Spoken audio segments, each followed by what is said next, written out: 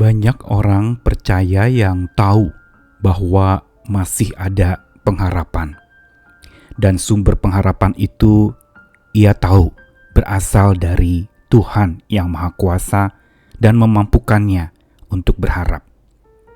Tetapi percaya kepada Tuhan bukan sekedar bicara tahu atau mengenal atau bicara akal yang dipenuhi dengan pengetahuan tentang pengharapan yang dari Tuhan.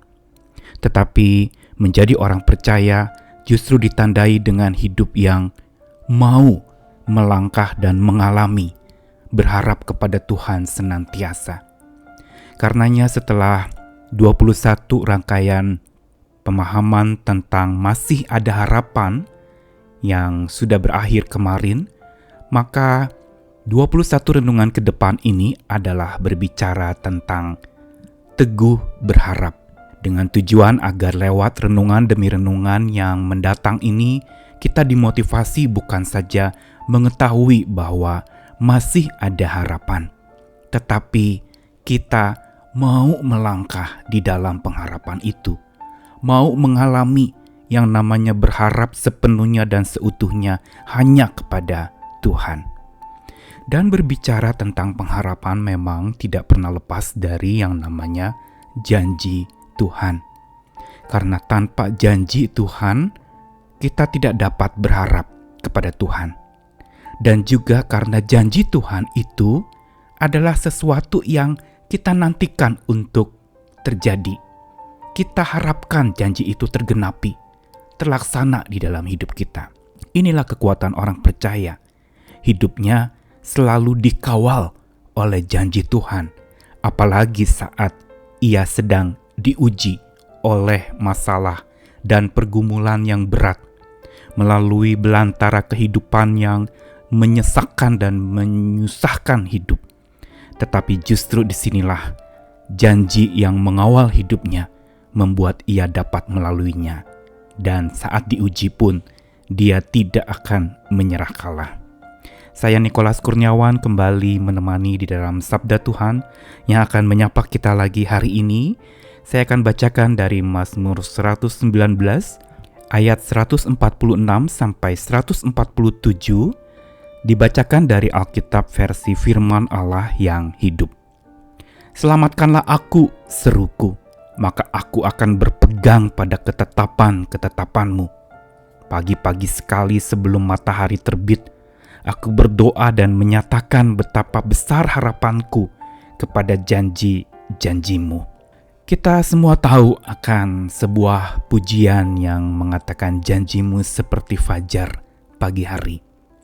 Sebuah pujian yang dalam dan kaya, penuh dengan pengalaman, di mana seorang menantikan janji itu seperti menantikan fajar pagi yang selalu bersinar, yang memberikan kecerahan hidup dan memberikan kemampuan untuk selalu tercerahkan pikiran kita oleh janji Tuhan itu. Dan ada sebuah gerakan yang namanya Promise Keeper, yaitu para pemegang janji.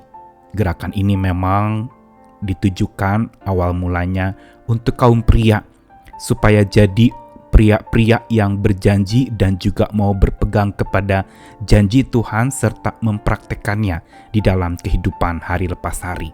Sesungguhnya seluruh orang percaya harusnya hidup dari janji Tuhan itu. Karena itulah sebenarnya inti dari sebuah pengharapan kita kepada Tuhan, yaitu janjinya. Dan Mazmur 119 adalah sebuah mazmur yang paling panjang, paling banyak ayatnya sampai 150 ayat dari satu pasal saja. Yang semuanya itu berisi tentang tulisan-tulisan mengenai sabda Tuhan, firman Tuhan. Dan sebutan untuk firman Tuhan diungkapkan dengan sebutan-sebutan yang unik dan berbeda-beda. Ada yang mengatakan ketetapan-ketetapan, ada juga ayat yang menuliskan tentang janji, begitu pula ada yang menuliskan tentang titah-titah atau ketentuan, dan juga ini semua merupakan satu kekayaan dari sabda Tuhan itu. Dan pemazmur di dalam ayat yang ke-146 sampai 147 ini merupakan sebuah doa dan seruan dari dalam hatinya kepada Tuhan, yang menandakan bahwa sesungguhnya ia sedang ada di dalam satu masa yang tidak mudah. Karenanya dia berseru, dia berteriak di dalam versi Alkitab lain, "Selamatkanlah aku." Dan ini merupakan sebuah permohonan seperti SOS, save our souls.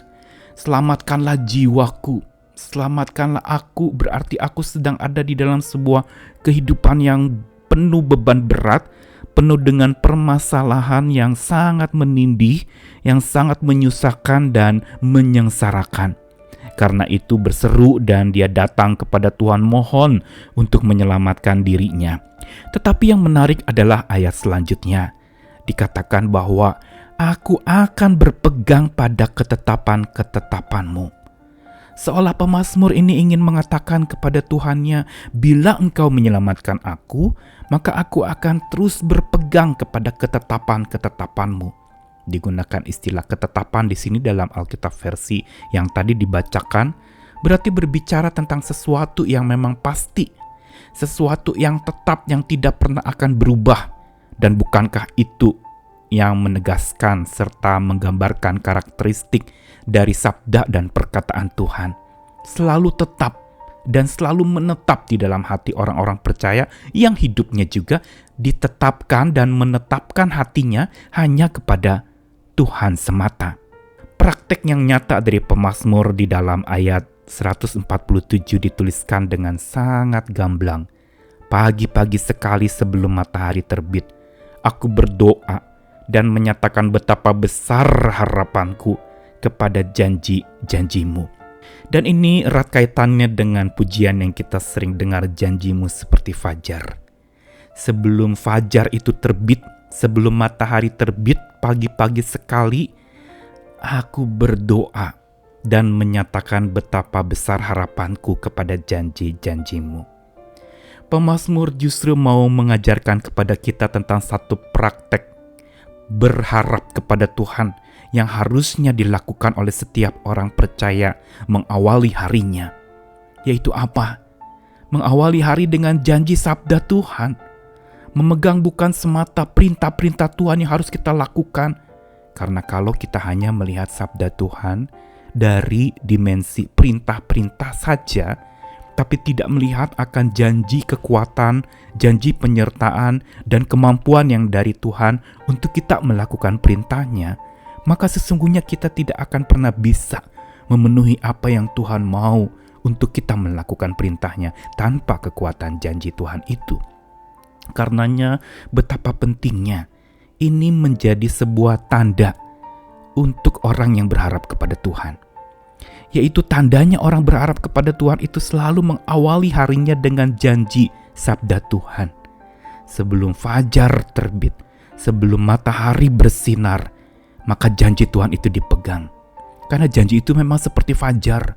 Orang yang lelah pada saat sesak, kelam hidupnya, gelap dan malam, matahari menjadi sebuah pengharapan yang memberikan kekuatan. Kekuatan yang memampukan seseorang untuk menjalani hari, bahwa selalu ada pagi bersama dengan Tuhan yang Maha Kuasa itu.